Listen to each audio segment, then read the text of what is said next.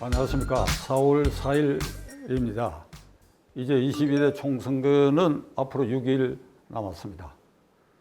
저는 이번 총선거가 대한민국의 현행 체제, 좁히면 87년 6.29 이후에 형성된 이 헌법 질서, 이것을 지키느냐 아니면 이 체제와 질서를 파괴하느냐, 어느 쪽 세력을 선택하느냐 하는, 더 깊이 들어가면 대한민국의 근본적 체제가 온전히 보존될 것이냐 아니면 저질 인간들에 의해서 파괴될 것이냐 하는 이 두 길의 선택을 어느 쪽으로 할 것인가 하는, 유권자로서는 어떤 숙명적 결단을 해야 할 순간이 다가오고 있다고 생각합니다.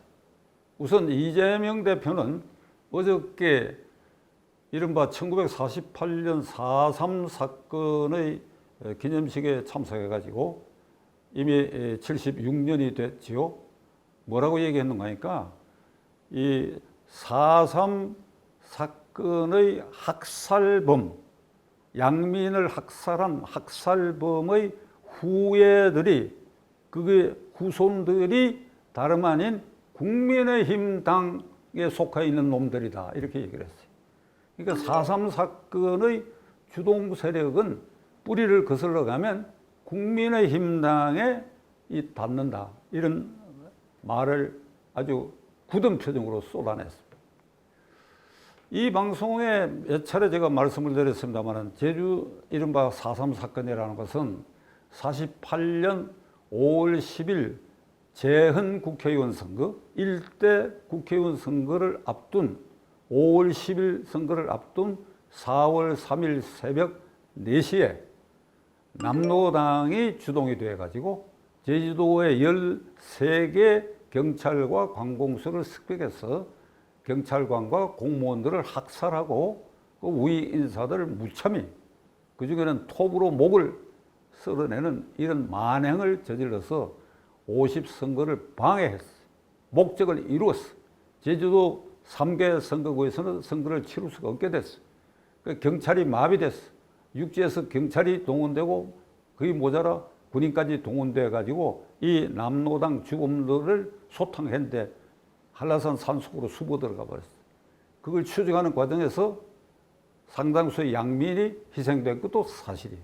근데 발단 원인은 남로당이 북한의 지령에 의해서 50선거를 방해하기 위한 폭동행위고, 주도자는 제주도 출신의 제주도당 남로당 위원장인 김달삼, 당시 27, 일본 중앙대학 출신 제주도 부잣집 아들이, 이 김달삼이 총지휘해가지고 이 사건을 일으키고 자신은 탈출해가지고 평양에 가서 김일성이 만나고 훈장도 받고 그렇게 됐습니다. 이게 4.3 사건의 본질입니다. 노무현 대통령 때 이 4.3 사건에 대한 백서가 발간되는데, 거기에도 남로당이 주동해서 일으킨 일련의 폭동 과정에서 양민이 많이 희생된 사건, 이런 정도라도 표현이 되어 있습니다.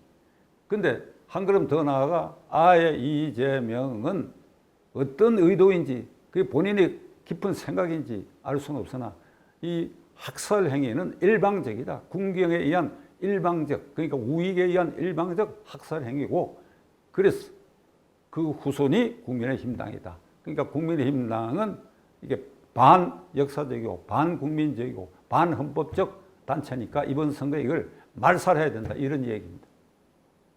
여기엔 두 가지 의도가 있었던 것 같은데, 그게 이재명이 나는 본심이라고 보는데, 또 하나는 최근에 민주당에 불리한 여러 가지 막말 파동이 일어나니까 그 파동의 초점을 제주 4.3 사건으로 옮기려고 하는 의도가 있지 않느냐 하는 점도 있지만은, 기본적으로 이재명은 4.3 사건을 학살행위, 우익에 의한 학살행위, 그 후에는 국민의힘당, 이렇게 되면 이재명은 현재의 헌법체제를 완전히 부정하는 것입니다.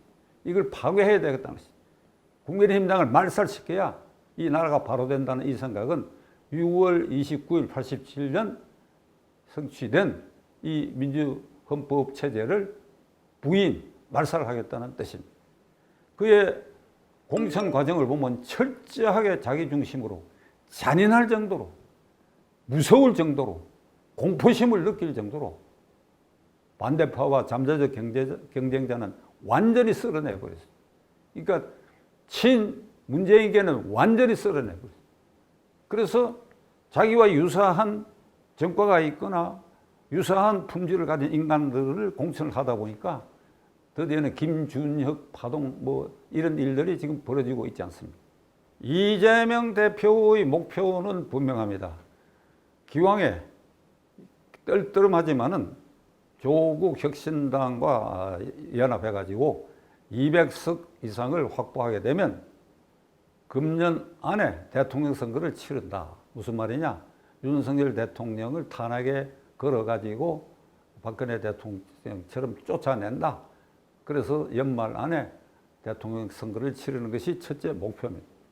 이렇게 돼버리면 자신에 대해서 7가지 죄명과 10가지 혐의로 재판 진행 중인 거 앞으로 수원지검에서 대북 송금 사건으로 영장이 청구될 이 일들을 일시에 막아낼 수가 있다 하는 게 첫째 목표고, 둘째로는 현재와 같은 과반수 의석을 확보해도 국무총리, 국무위원, 그리고 판검사 탄핵권을 남발해가지고 그 사법 리스크를 원천 봉쇄하겠다. 아직 1심 판결 난 것이 하나도 없기 때문에 원천 봉쇄하고, 더 나아가 모든 제약 세력과 연대해가지고 윤석열을 쫓아내는 촛불 시위를 해서, 그러니까 국회에서 탄핵 의결은 안 되더라도 그러니까 민중의 폭동적 이 열기를 돋아가지고 결국은 쫓아내야 되겠다 하는 이런 의견을 갖고 있는 것이 명백합니다.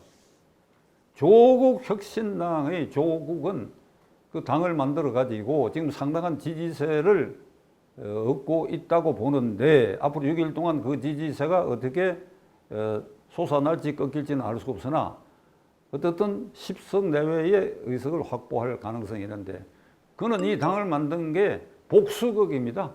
복수극. 윤석열 검찰이 터무니없는 일로 나와 내 가족들을 옥죄고 기소하고, 그래서 자신의 아내가 3년 이상 감방에 갔다 오고, 그리고 자신은 1심 그리고 2심에서 2년 유죄 선고를 받았다. 그런데 이게 말이 잘 맞지 않는 것이 문재인 정권 검찰에 의해서 수사가 시작됐다는 사실입니다. 그래, 검찰은 사건을 조작했다고 치고 1심 재판부, 2심 재판부도 제가 누누이 말하는 김명수 체제의 사법부인데 거기서 유죄 판결을 받았어요. 대부분 상고심을 기다리고 있는데, 이번 이 22대 총선거를 통해서 이재명과 연합해가지고 앞에 말씀드린 3분의 2 의석을 확보하게 되면 대법원까지도 압박해가지고 자기의 판결을 늦추게 할 수가 있다. 과반수가 되더라도 자금 법관 탄핵을 무기로 해갖고 대법원 판결을 늦추는 방법으로 거의 사법 리스크에서 탈출하겠다. 그런 의도니까 그 공천자로 내세운 전부 비례대표인데 보면 전과자, 범법자, 현재 수사를 받고 있는 자, 터무니없이 이 다단계 피해자들 1조 피해를 낸 사건의 변론을 가해자 측에 서서 하면서 22억을 한꺼번에 받아낸 그 고위 검찰 출신 부부, 그 부인이 비례대표 1번으로 배치되는 등 울산시장 부정거 선거 사건에서 실형 1심 3년을 선고받은 황운하 등등 범법자들로 이렇게 배치를 해놨습니다. 저질 인간들을 대량 공천한 데 의해서 이게 종북 세력의 숙주 역할, 진보당 세력에 대해서 연대하기도 하고, 그렇게 해서 그 비례대표에는 아주 진보당 세력에게 상당수 의석을 할애. 이재명의 민주당은 종북 숙주당이다. 그 다음에 조국의 혁신당은 이 범법자 집단이 분명하고 복수극을 벌리는 앙심을 품은 자들을 배치해놨다.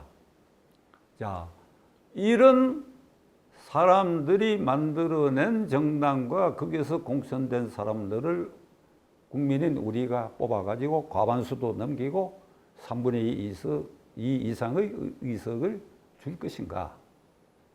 이재명 조국은 좁게 보면 개인의 사법 리스크를 탈피해가지고 최고 권력을 획득해야 되겠다는 그런 야심이고, 더 크게 보면 그러기 위해서는 이 헌법 질서를 파괴해도 괜찮다.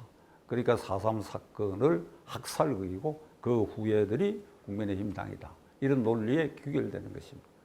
그런데 분명히 묻고자 합니다. 이재명, 조국 그리고 그들이 공천한 사람들에게 내가 묻고자 합니다.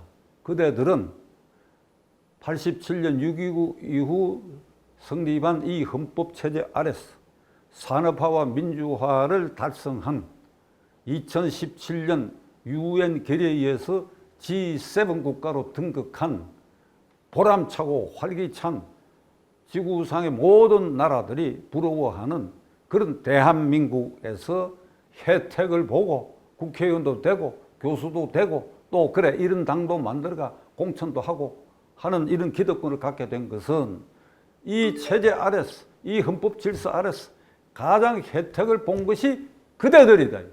그대들이다. G7 국가라고 하는 것은 인구 5천만 이상, 국민소득 1인당 3만 불 이상, 그리고 자유민주주의 체제와 질서를 공유하는 나라, 미국, 일본, 영국, 독일, 프랑스, 이태리, 그리고 한국, 캐나다가 빠진 것은 인구가 3천만 밖에 되지 않기 때문입니다. 45년 8월에 2차 세계대전이 끝나고 강대국의 식민 지배를 받아가지고 독립된 나라에서 G7 국가에 등극한 것은 대한민국이 오로지 하나밖에 없다. 전 세계의 부러움의 대상이 된 이런 대한민국을 짓밟고 개인과 집단의 이익을 위해서 종북 숙주 정당으로 만들고 복수국을 위한 칼을 가는 이런 자들을 공천자로 내세워가지고 이 선거판을 어떻게 할 것인가. 결론을 말씀드리겠습니다. 국민의 책임입니다.